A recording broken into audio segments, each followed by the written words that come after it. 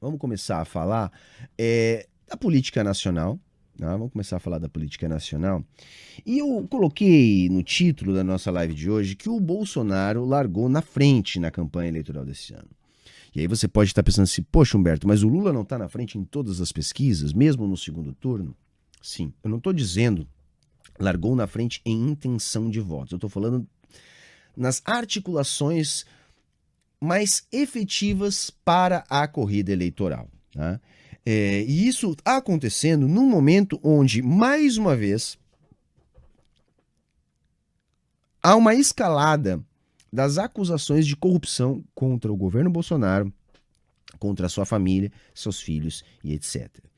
Entretanto, o que as pesquisas vêm demonstrando é que há uma resiliência do Bolsonaro para continuar caindo. Ao contrário, a caminhada do Lula em direção à direita, a efetivação da aliança com Alckmin e a perda de alguns palanques estaduais no sentido de não ter havido um crescimento dos palanques lulistas fazem com que o Bolsonaro consiga se manter resiliente numa situação que ainda dá a ele chances de reeleição.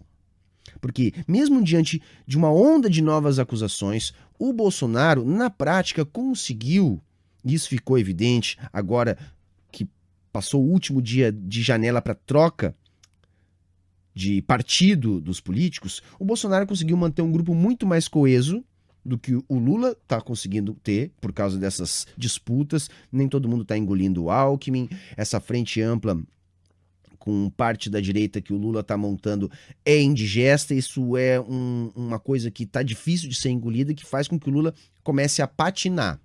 Por outro lado, mesmo com as acusações, o Bolsonaro vem se mantendo resiliente, porque, primeiro, ele tem a máquina, então tem as emendas, tem todas as possibilidades de manter aquele grupo que a gente chama de centrão alinhado, e a janela mostrou isso. A janela limite de troca de partido mostrou isso. Se fortaleceu o partido do Bolsonaro, como o partido mais forte da Câmara, e o seu núcleo duro, que para além do PL é composto também pelo PP e pelo Republicanos, se fortaleceu, verticalizando os apoios nos estados. Então, o Bolsonaro, não ele, mas o seu grupo político, surpreendentemente, porque até poucos dias ele sequer tinha partido, conseguiu formar um bloco mais coeso que o bloco da Terceira Via, que está ainda batendo cabeça entre Dória, Eduardo Leite, então MDB, PSDB, essa turma toda aí, está num impasse, numa indefinição. O Lula estagnou porque está sendo indigesto essa aliança com o Alckmin, que está produzindo muito ruído dentro da esquerda.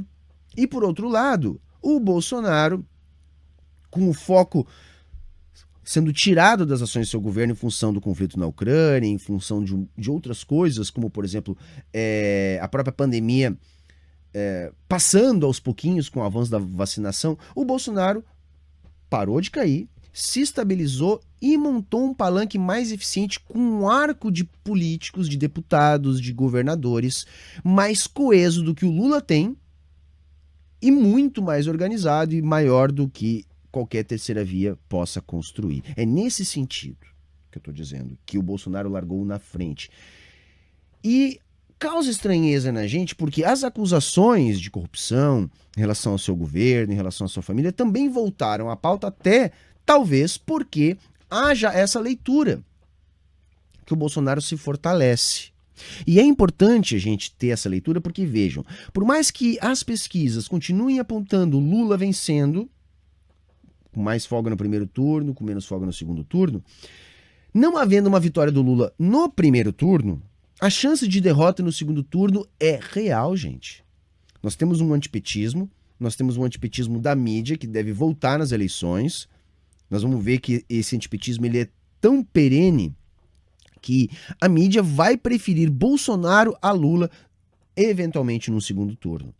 E se nós tivermos segundo turno, a chance de derrota do Lula é real. Então, diante desse